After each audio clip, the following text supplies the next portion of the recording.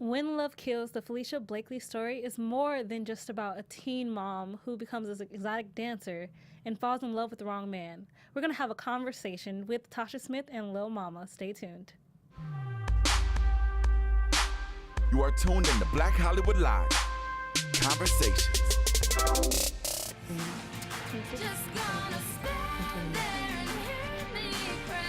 Hey guys, we're here at Black Hollywood Live having a conversation with Tasha Smith and Lil Mama. I am your host, Chae Jones. You can find me at Real Chae Jones on Twitter and Instagram. And I am with these amazing ladies. How are you doing today? Hi. Good, and you can find me on Instagram and Twitter at Lil Mama.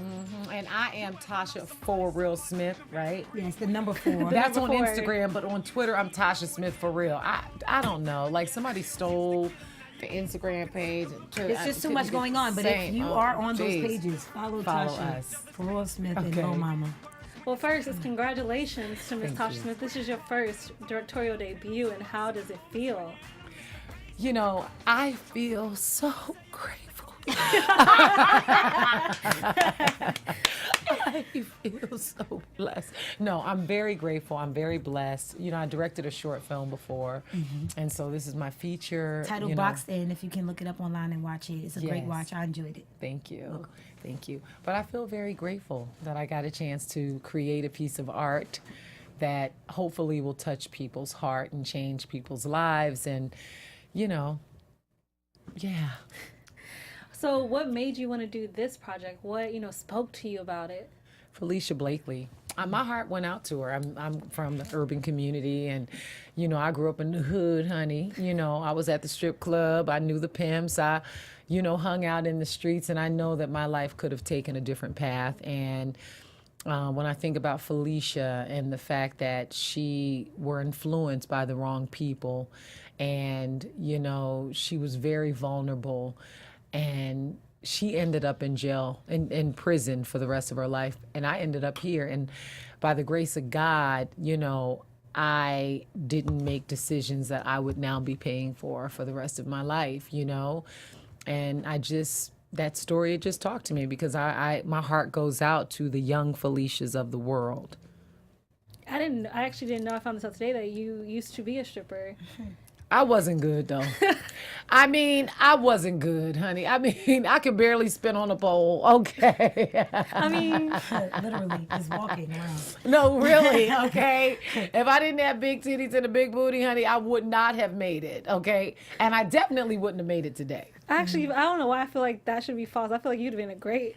I wasn't really You know that what it is? good. She had so much personality that she I was made able to get people that laugh. money. She Yeah. made them laugh. Trust me, I made them laugh more than I got them hot. Right.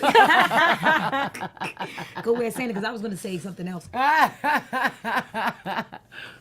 Well, if you could describe Falicia, playing the role of Falicia in one Yeah. word, how would you describe Oh, her naive. character? Good. Yeah. What made you want to be a part of this project? Because you said you never thought you were gonna, want to play an exotic dancer. Oh, yeah, man. I wanted to do it because it's a form of ministry. I knew that I know for a fact that when I have conversations with my peers and with young people who are very, I'm blessed to have this level of communication where I can speak to a 2-year-old and get all the information I need about what's going on in their lives. Seriously, I can communicate with anybody, especially young people and my peers. But one thing that I have noticed is that, it's fine, that when a young person or a peer feels like I can't relate to them, they shut down. A part of them shuts down, like, you just wouldn't understand. And then it's like, wait, but talk to me. What do you mean I just wouldn't understand? And it's like, well, you're living this life. You came from the ghetto, but you're a celebrity. You're in Hollywood. People love you. People know you, and you don't have to deal with what I'm dealing with. And they feel like there's this disconnect. And I feel like with being an actor, I get to tell a story and show people that I do understand, because the same pressures that young women are under when they're in these situations, being mentally manipulated or physically abused, these were all the things that I actually encountered, because it was a method acting. It wasn't just, oh, I'm saying lines to get a point across. No, I had to suffer, mental abuse and physical abuse, and have a paper towel thrown at me, and have my face plucked, and have someone attempt to smack me and abuse me throughout the film. And there were a lot of exhausting days, but I know that that was a sacrifice that I needed to make in order to help deliver people afterwards. Yeah. Can I ask you a question? Because I thought about something, and I never got a chance to really ask because we were so deep in the scene. But that scene when you had to stand in the corner and Lance's character threw that paper towel at the back of your head, like, how did that make you feel? I already felt low when I was told to stand in the corner, because that's something you tell a child to do, like when you're disciplining a child. And even to a child, that's a mean form of discipline, to stand in a corner and just look at a corner. So I felt really low, and even though I knew it was in the script and he was going to say it, it made me feel down. And then when that paper came to my head, when that thing hit my head, I was just like, and he's like, stop crying. I was hurt, and I felt alone because you guys went into the other room to like watch the monitor. I felt alone. I felt hurt. I felt hopeless. And and I know that just that little portion of what people deal with sometimes every day in a relationship, where somebody's beating them up and tearing their self-esteem down, it was so hurtful that I would not be able to endure that for even a day. What I've found amazing about this is because you and your Felicia's character and Dino's character kept referring to themselves as Bonnie and Clyde, and in my head I'm thinking they died. Why would you want to be the next Bonnie and Clyde so you can end up just like them? I think that, and it's interesting that you asked that, because someone else asked about another character in the movie, and how, this guy said, as I grew up, I've always wanted to be the villain that, was in the movie, and I never really got the message of wanting to do better. I always wanted to be the villain. And, Tasha gave him some advice and was just saying, the way you can help by not being the villain, or help young people not want to be the villain, is by giving them the answers, giving them the guidance that they actually need, right? And that's why I'm so happy that Tasha's the director, that Tammy played my mom, Lance played Dino, and I played Falicia, because we are all standing for the greater good. We all follow God. We all follow the Lord strongly. We walk in faith and not by sight. And by taking these roles and taking on the task of directing this movie, I'm sure it was, like I said, it was a form of ministry, for us to do it, because we know we can help people come out of it. And when you think of the ignorant mindset, when you think of someone who wants to murder, steal, or be a part of prostitution, I don't even mean to say want to, because sometimes people end up in situations because of desperate measures. I need money to take care of my child. I need money so I can be on my feet, so I can have a place to live. This is how we gonna do it. And you wind up coming up with this hustle. I think that the first thing you go to is someone that was brave enough, in the most destructive way, was brave enough to accomplish the thing that you're trying to accomplish in that moment. And when the love has that much fire as it had, it doesn't matter whether you die together, because it's about riding together and dying together. When you're in that mindset, you're not thinking of it as, oh, well, they died. You're thinking of it as, whether we die, we're going to die anyway. Let's do it together.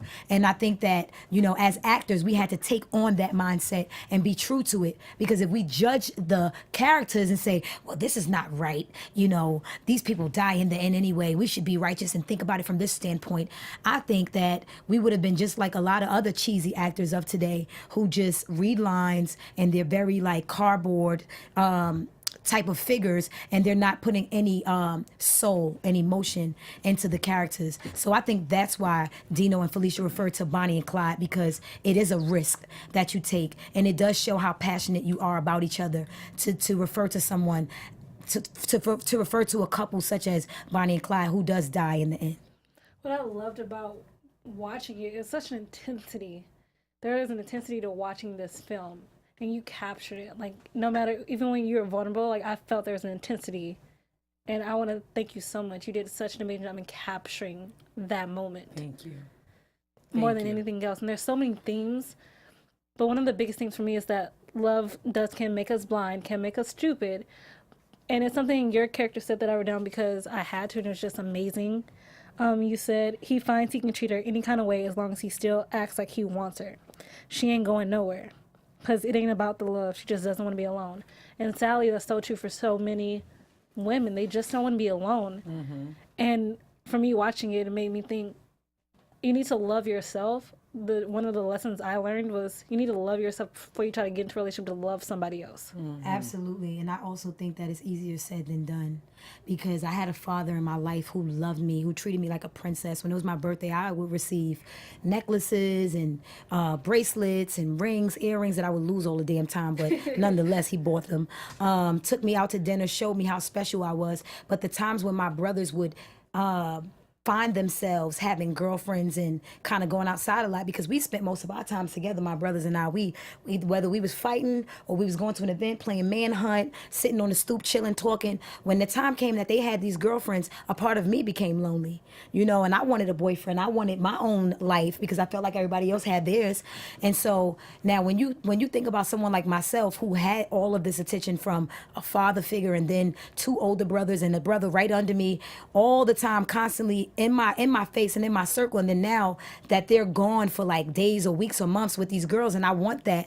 Imagine the young woman who doesn't get any attention from a man, who doesn't have a father in their life, and now they come of age and there's this guy loving up on them like, I love you, I got your back, you need something, I'm gonna make sure you have it, or and things like that. It comes a time when now, you know, and one of the ladies from the domestic violence center was saying, you know, the man doesn't walk into your life and say, hey, you know what, I'm gonna love you for 3 months, and then after that, I'm gonna start putting you down, and then 6 months later, I just might get a little physical with you and start smacking you up.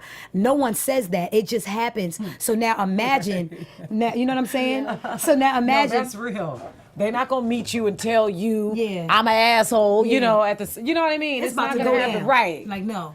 And so I feel like as a woman that needs that type of love, Right. once a man that starts unfolding, which is why me and Tasha had to talk about vulnerability in character. I needed to be vulnerable, and I needed to feel how it feels to be a woman who loves someone so much and feels like someone has protected me, not only just me, but my daughter that came from another man who left me, abandoned me, hurt me, you know, destroyed a part of me, and being able to love again. And now this man, my daughter's calling him daddy, and he's protecting me, he's making me money, he's showing me a good time. The moment when whether it's a headbutt or a smack or a push or a shove, I'm gonna think that everything he's doing is out of love. Yeah. Let's talk about that headbutt though, because I don't know why I wasn't expecting it, because it was like such a still moment. And then right before it happened, I like kind of like moved away because I was like, I wasn't expecting. You swayed, I swayed. That was intense. How are you feeling for that scene? I mean, that was so technical. That scene was really technical. It was so technical. And I'll just say this really quickly before Tasha speaks really quickly. That wasn't even, and I just said this the other night to one of my friends, that was not the hardest scene to record. It was technical and it was like easy, like we got it done so fast. But when it showed on that screen, I think that was the hardest part to watch. To watch, it's so true. I mean, it's so true. We were rushing that day. We didn't have a lot of time because, of course, we shot the movie in 12 days. So, you know, we had to move fast and get what we needed quickly. Okay, so I think that scene happened so fast that we all didn't know what happened. We just, it was like, I hope I got it. Like, you know. Okay. You got it. Yeah. Yeah, good. We worked with an amazing stunt coordinator Yes, as well. Mark Hicks. Yeah, and Tasha was very adamant about me getting in there and making sure, because, you know, we had to work as a team. Lance came in a few days after I already started recording. So what happened was Tasha made sure I got in with the stunt coordinator. And Didn't we say after the movie airs, we're gonna release just your stunt work tape? Oh, can we please, like, I'll let you post it first, and then I'm gonna post it. Honestly, the whole her rehearsal with the stunt coordinator. Why I'm crazy, because I was watching it and then I was laughing because it was like, it's funny though. And then he's got these sound effects. I was like, oh my God, if we could capture what she just did in that rehearsal on camera, that is going to be amazing. It was hilarious. My father do you still have it? I don't know. I think I do. I got it. I'll send it to you if you don't. Oh my God. So funny. That was a highlight for sure. There's so much I love about this film. Most of it is the realness. The realness you kept of her telling her story, and in that sense, I love the scene between your character and Tammy's character playing the mom, and that last scene before you decided to go. It was just like, I'm sorry I made you end up like me. Wasn't that sweet? Yeah, that was deep. It was so deep, only because I've had similar. I wish my mom had said that to me, like because you see things as when you're a kid, you only see things with kid glasses, and then as you get older, you evolve and you can say, okay, you can see both sides, but you wish like your mom said, I'm sorry. At least that much. And that's great. I'm glad you got that out of it, because that's what I wanted people to feel. That was my intention there. I was like, for anybody that needs to say I'm sorry and anyone that needs to hear it, I want this moment to be for them. It was a great moment. Perfect. And I wish Lance was here only because I want to ask him the trolls that are going to come in on after Monday after they watch this film, because he did such a great job. And that's how you know you did a good job. Yeah, I can't wait. Me either. I can't wait, because guys, this seriously, it's intense, but I felt so much for Falicia in this. Most because before I didn't even know about Falicia Blakely. Maybe because I'm just a little younger and I just didn't know. I didn't either. Yeah, some people don't know. I think a lot of people in Atlanta and everybody around that city knew, because the news, that was a big story in the news. So I ran into some people even in DC and North Carolina, Virginia area who knew, because it was Atlanta and anything right over there, they knew what was going on, because that was a big story. And I felt bad. I feel bad for her, because she was naive. She was impressionable. And he saw that, that one thing he could exploit. Love. Exactly. Love can be exploited. In younger, what I want young girls when they see this to realize, you can be a Falicia. Don't. Please.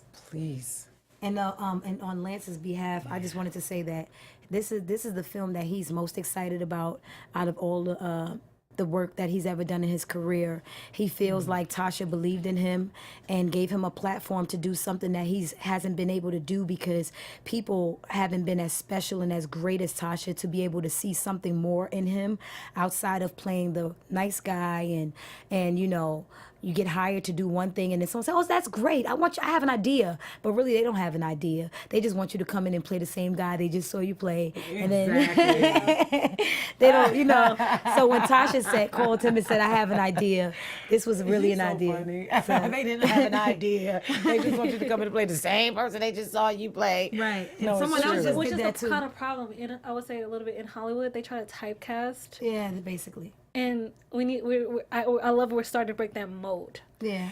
Yeah, I mean, I get it. I had to try to break that mold for myself. No, but you're brave. Tasha's brave, because she hired people that she knew could handle it. And by hiring Lance, she hired someone that people could have easily been like, Tasha, what are you doing? Why are you hiring Lance Gross to play the villain? He's the nice guy. And maybe she did have to hear that, but her intuition and her faith and him and then God helped her to choose somebody that she truly believed in inside. No one kind of helped her figure that out. So that makes her a very special person, I think. And there's not too many special people in Hollywood. That is real. That's some real talk. Let's be honest about that. You're welcome. I was gonna ask, did you handpick everybody for this film? I handpicked Lance. I handpicked Floyd Mayweather, Tiffany Black, Big Frida, Walter Fauntleroy, Don Wallace. Most everybody. Yeah. And I got to tell you, the best thing for me in this movie, seriously, because it wouldn't have worked if we wouldn't have had this one right here, to be able to really, really portray Falicia Blakely in the vulnerable, authentic way that she did. She made her very relatable. People understood her pain. They empathize with her because of what she gave to this character. So it's really, I can't wait for people to see her work. I'm telling you, it's, because I even know, and she knows too, I'm sure, because people think they have your number, just like they think they got my number. They think all I am is the chick that played Angela in all the Tyler Perry movies. You know what I mean? They think that's all I am. Which is right? a lie. I'm saying, but they do. They think they have my number. Yeah. People thought they had Lance's number, right? People thought they had her number. And even in talking about the movie to people, and I even said this when they were like, Little Mama is playing Falicia. I was like, Little Mama? Like, how did that happen, you know? Oh my God, like I can't imagine anyone other than her playing this role. And talking to friends and like, oh yeah, Little Mama's playing Falicia Blakely. They like, Little Mama? The lip gloss girl, like how's she gonna play that? I mean, people get confused because they think they got her number. They're like, she was good in TLC, but She was right, and that was the highest me tell you, rating I put movie it to you that like year. this. If you think she was good in TLC, She kills it. I'm gonna say this, and I can say this because I know it to be true. That was nothing compared to what she does in this movie. Like you do very like you from. What I found interesting is like it was a scene where like you gonna manage, and you like just beat that girl with that.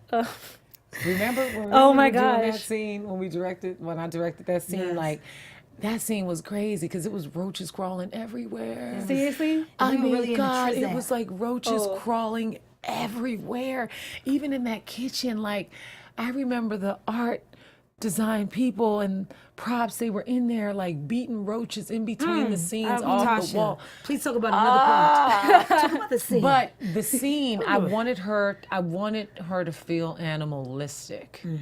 You know, I wanted her she needed to prove to him in such a way that she loved him and she was willing to go as far as she needed to go.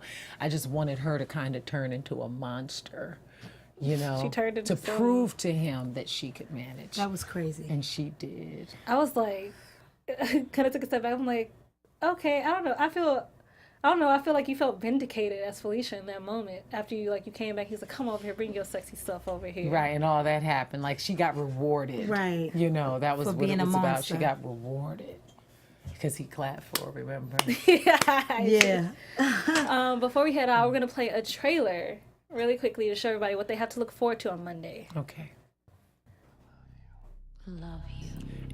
Ain't no man ever tell me that before. Someday he'll come along. What's your name, beautiful? The man I love. Baby, you one of the baddest chicks in the game. And he'll be big and strong. The man I love. Somebody at the club say you be tricking girls. I don't make them do nothing they don't want to do. I'll do my best. Let's make it happen. We'll be working together. Like Bonnie and Clyde. He'll look at me At and 6? smile. Take this. Praise the Lord. And know it's Making us get there at 6. So we can just get there when it's over.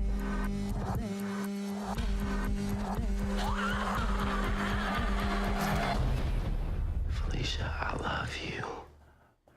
I love you too. Guys, that is When Love Kills coming on TV One Monday, August 28th. You have to tune in, and I want to just wish these ladies all the nominations and all the winnings you're going to deserve because it is amazing. Again, I am Chae Jones. You can find me at Real Chae Jones on Twitter and Instagram. And ladies, I'm Natia, Lil Mama Kirkland, and you can find me at Lil Mama. That's at LILMAMA. And you can get me on Instagram at Tasha for Real Smith and on Twitter, Tasha Smith for Real. thanks guys for tuning in. Thank you. Watch it. Trust me. Bye. Thank you. From executives Keven Undergaro, Dario Kristen, Tiana Hobson, and the entire BHL staff, we would like to thank you for supporting Black Hollywood Live, the first online broadcast network dedicated to African American entertainment. For questions and comments, contact us. info@blackhollywoodlive.com. Like us on Facebook, tweet us, or Instagram us at BHL Online. And I am the official voice of Black Hollywood Live, Scipio, Instagram me at KingXOBay. Thanks for tuning in. The views expressed here are those of the host only and do not necessarily reflect the views of BHL or its owners or principals.